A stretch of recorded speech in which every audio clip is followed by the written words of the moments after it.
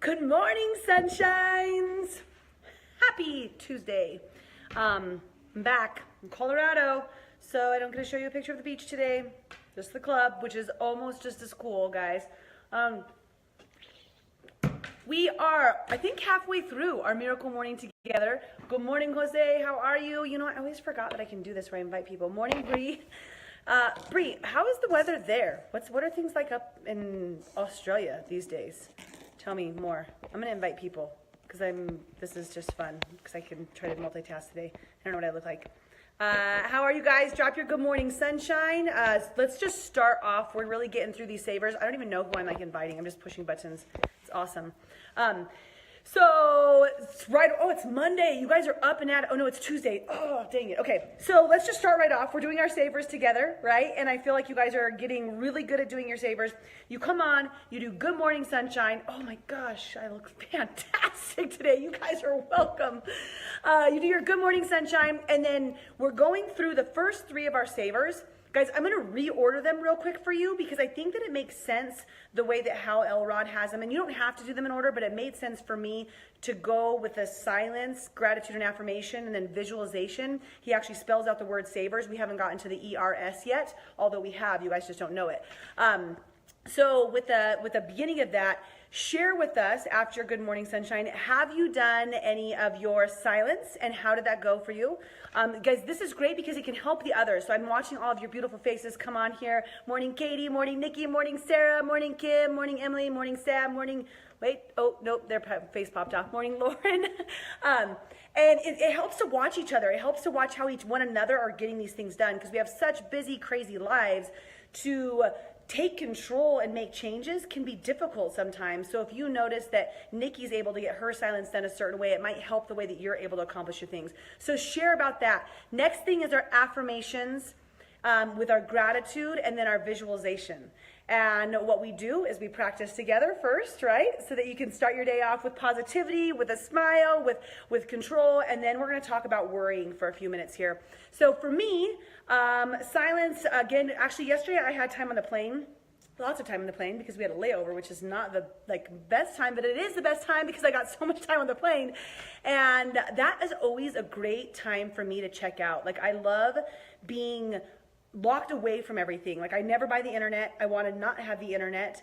I want to just be able to be in my own space. Sometimes like we're all hanging out, but sometimes I just get to sit there and be with myself and my thoughts. So that was my silence yesterday. In addition to some other times, but that was a really cool, few hours that I was able to take to just think. And then for my gratitude, you guys, I'm so grateful to be home. So grateful to see my babies. Even though I was traveling with my daughter, she was off doing her whole thing, own thing the whole time. So just really grateful to be back, grateful to be at the club today, and grateful to be doing my laundry to head out of town again. So I'm grateful for all of it. Affirmations, you guys get this, right? So you're all doing your own. I can't see what you're posting. I have some sort of weird view, so I'll try to interact with what you're posting if I can figure this out. But in terms of our affirmations, I am light, I am love, I am energy, I am sharing, I am giving, I am confident, I'm worry-free, or I control the worry I have. That fits really well. It's really, really raining lately. Bree, I love the rain. If it's warm in the rain, does anybody else love dancing in the rain? When I was talking about frolicking yesterday, oh, you can see who's watching by swiping. We should just do a video together sometime, Bree. It would be so much fun.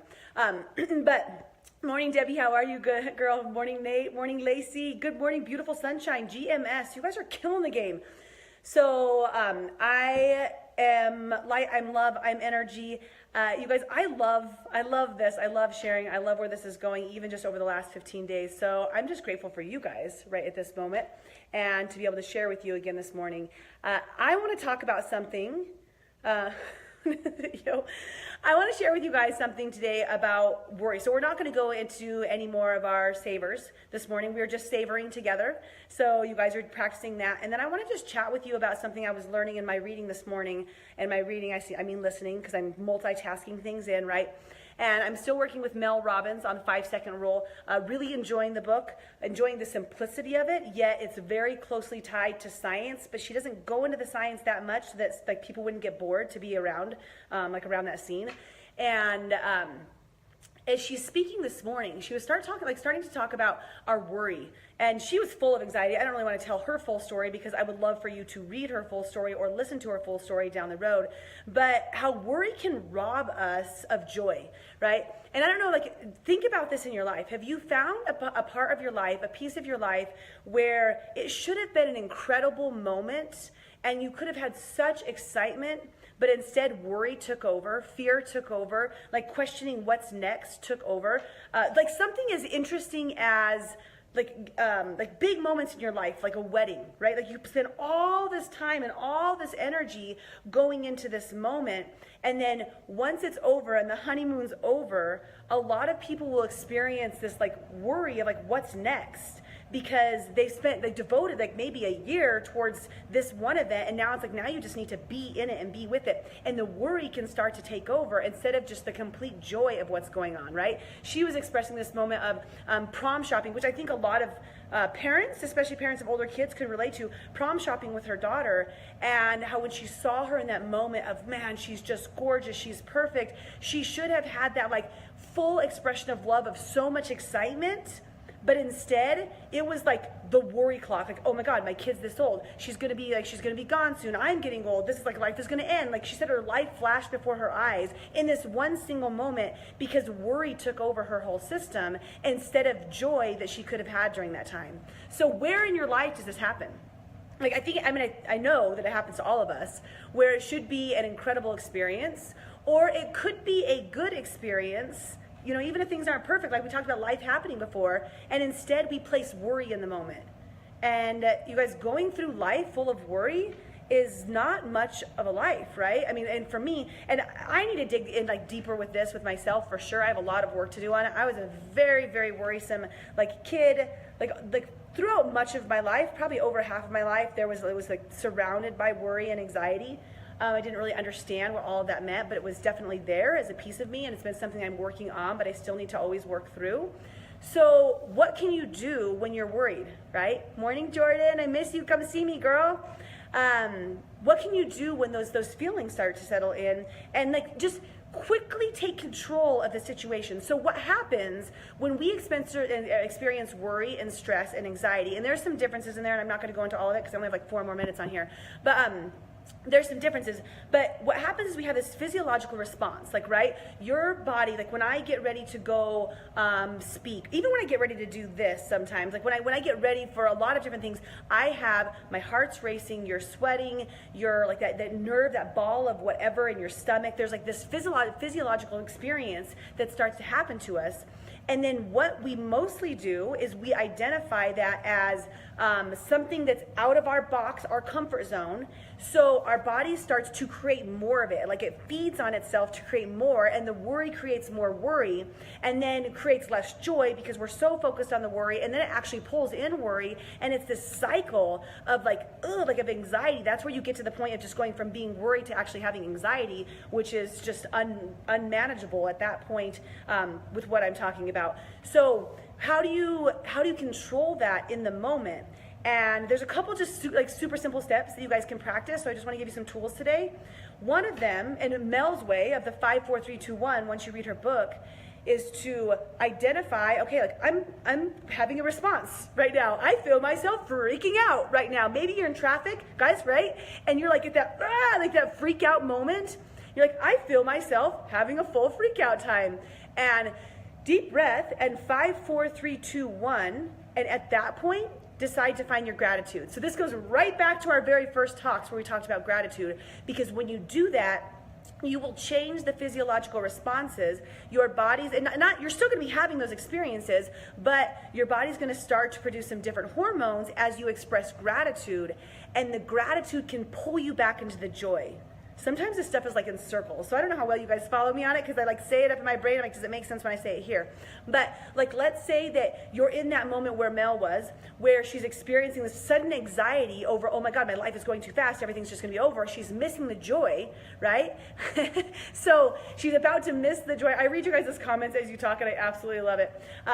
And instead of being like just continuing to go down this path where she's making up in her head, like making up this full different story of why she's worrying, 5, 4, 3, 2, 1, I'm grateful for this moment. I'm grateful for the fact that, my daughter's got this people's dress. I'm like, let's go back, because that one's not as relatable. Let's go back to the traffic one, where you're having the freak out that you're going to be late to work and there's the traffic. Or how about that train? If y'all are from Denver, there's this train that stops everybody in Brighton. We're like, I know, like, now I'm going to be 15 minutes late. The anxiety like boils. I got this and this to do. We start to get angry. 5, 4, 3, 2, 1. I'm grateful that my car's still running. I'm grateful that I'm not on the track as that train comes. I'm grateful for my heater in the car because it's cold in Colorado and like Florida or wherever I just was.